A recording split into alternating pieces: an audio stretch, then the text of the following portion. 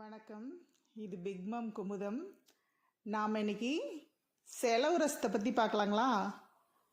எங்கள் பகுதிகளில் நாங்கள் வைக்கிற செலவு ரசம் எப்படின்னு சொல்ல போகிறேங்க. அதுக்கு போன வீடியோலேயே போட்டிருக்குறோம். அந்த வீடியோ பார்க்கலன்னா அதனோட லிங்க்கு கீழே டிஸ்கிரிப்ஷனில் கொடுக்குறேன். அதில் பாருங்கள். அதில் என்னென்ன பொருள் செலவுக்கான ஜாமானெல்லாம் என்னென்ன வாங்கி எப்படி வறுத்து பொடி பண்ணுறதுன்னு கீழே இருக்குதுங்க. அந்த லிங்க்கை போய் பாருங்கள். அந்த மாதிரி 1-2 பொடிச்சு வச்சுக்கணுங்க. செலவு ரச பொடின்னு கடையில் கிடைக்கும். அந்த மாதிரி வாங்க வேண்டாங்க. அதில் என்ன இருக்குன்னு நம்மளுக்கு தெரியாது. அந்த பொருள் வாங்கி நம்மளே வறுத்து உடச்சி வச்சுக்கலாங்க. இளம் வறுப்பாக வறுத்து உடச்சி வச்சுக்கிட்டோம்னா இந்த மாதிரி நம்ம உபயோகப்படுத்திக்கலாம். பாருங்கள், இந்த ரசத்துக்கு தேவையானது வச்சுருக்கேங்க. அதில் இருக்க செலவு பொடியெல்லாம் என்னென்னு அந்த டிஸ்கிரிப்ஷனில் நான் கொடுத்துருக்கேன். அந்த லிங்க்கை போய் பாருங்கள். அதில் எல்லாமே இருக்குது. அந்த பொடியில் ஒரு 2 ஸ்பூன் எடுத்துக்கிறோம். நம்ம அந்த வறுத்து வச்ச பொடியில் 2 ஸ்பூன் எடுத்துக்கலாம். அதோட மிளகு, ஜீரகம் எப்படி நம்ம ரசத்துக்கு எடுத்துக்குவோமோ அதே மாதிரி கொஞ்சம் மிளகு உங்களுக்கு காரம் ஜாஸ்தியாக வேணும்னா சேர்த்தி கூட வச்சுக்கலாம். மிளகு 2 ஸ்பூன், கொஞ்சமாக ஜீரகம் ஒரு ஸ்பூன் 1.5 ஸ்பூன் வச்சுக்கலாங்க. நம்ம எப்படி ரசத்துக்கு வைப்போமோ அதே மாதிரி நான் நெய்யில் வறுத்து எடுத்துருக்குறேங்க. திரும்பவும் கொஞ்சம் நெய் விட்டு அந்த பொடி 2 ஸ்பூனையும் வறுத்துக்கிறேங்க. பொடியை பச்சையாக வைக்கக்கூடாதுங்க. கொஞ்சம் மறுபடியும் வறுத்து தான் வைக்கணும். நெய் போட்டு வறுத்து தான் வைக்கணும். நம்ம அப்படியே நெய் போட்டு வறுத்தோம்னா அது ரொம்ப இதாகிடும். அப்படிங்கிறதுக்காக தான் லேசாக இளம் வறுப்பாக வறுத்து பொடிச்சு வச்சுருக்கேன். நெய் போட்டு லேசாக ஒரு வறுத்து எடுத்துக்கலாங்க. நம்ம இது கூடவே 10 பல் பூண்டு, ஒரு 5 வெங்காயம் அந்த மாதிரி எடுத்துக்கலாம். வெங்காயம் நிறைய பிடிக்குங்கிறவங்க கொஞ்சம் ஒரு 10 வெங்காயம் கூட சேர்த்து வச்சுக்கலாங்க. எல்லாத்தையும் இப்போ நம்ம தட்டிக்கிட்டு வந்துடலாங்க. முதல்ல அந்த பொடியை வச்சு கொஞ்சம் தண்ணி விட்டு நல்லா நைஸாக அரைச்சிக்கிட்டு, நான் அம்மிலேயே அரைக்கிறேங்க. மிக்சியில் கூட போட்டு ஓட்டிக்கலாம். அந்த பொடியை நல்லா அரைச்சிட்டு நான் ஒரே ஒரு மிளகாய் வைக்கிறேங்க காரத்துக்காக. நீங்கள் எல்லாமே மிளகு கூட வச்சுக்கலாம். வச்சு அரைச்சிங்கனாவும் இன்னும் நல்லாயிருக்கும். அதை வச்சு தட்டிக்கிட்டு இப்போ சீரக மிளகு வைக்கிறேங்க. ஜீரக மிளகையும் வச்சு தட்டிக்கிட்டு அடுத்தது பூண்டையும் வெங்காயத்தையும் வச்சு தட்டி எடுத்துடலாங்க. நம்ம சாதாரணமாக எப்படி ரசத்துக்கு தட்டுவோமோ அதே மாதிரி தாங்க. அது கூடவே அந்த செலவு பொடி அந்த லிங்கில் கொடுத்துருக்கு பாருங்கள். அந்த பொடியையும் 2 ஸ்பூன் வச்சு இது பண்ணுறேங்க.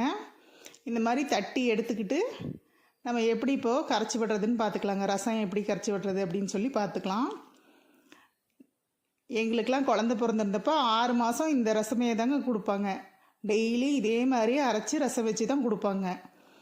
வேறு குழம்பு இதெல்லாம் கொடுக்க மாட்டாங்க. அதுக்கு சாப்பிட்றதுனால சும்மா கொஞ்சமாக கொடுப்பாங்க. இந்த ரசமே தாங்க 6 மாதத்துக்கு இதே தான் சாப்பிட்ணும். உடம்புக்கு அவ்வளோ நல்லதுன்னு கொடுப்பாங்க. நாமக்கல், திருச்செங்கோடு பக்கத்தில் இருக்கவங்கள கேட்டிங்கன்னா இதனோட இது தெரியுங்க நல்லா.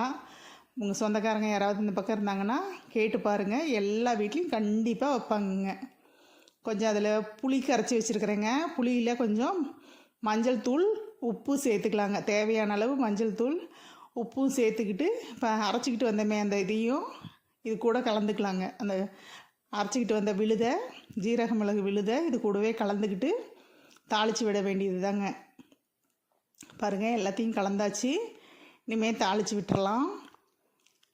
இந்த பொடி பாருங்கள், தெரிஞ்சவங்க இருந்தால் கேட்டு பாருங்கள். இல்லைன்னா அந்த லிங்க்கில் போய் என்னென்ன உங்கள் பக்கத்தில் கடைகளில் என்னென்ன கிடைக்கிது, இது நாட்டு மருந்து கடையில் தாங்க கிடைக்கும்.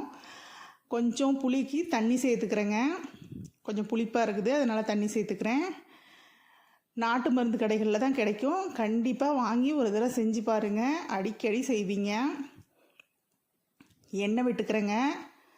நல்லெண்ணெய் விடலாம், இல்லைன்னா நெய் விட்டுக்கலாம். நான் இன்றைக்கி நெய் விட்டுருக்குறேங்க. நீங்கள் நல்லெண்ணெய் கூட விட்டுக்கலாம். எது இப்படி வேணாலும் செய்யலாங்க. கடுகு போட்டு கருவேப்பிலை போட்டுக்கலாங்க. இப்போ இந்த கரைச்சி வச்சதை எடுத்து இதில் விட்டுறலாங்க.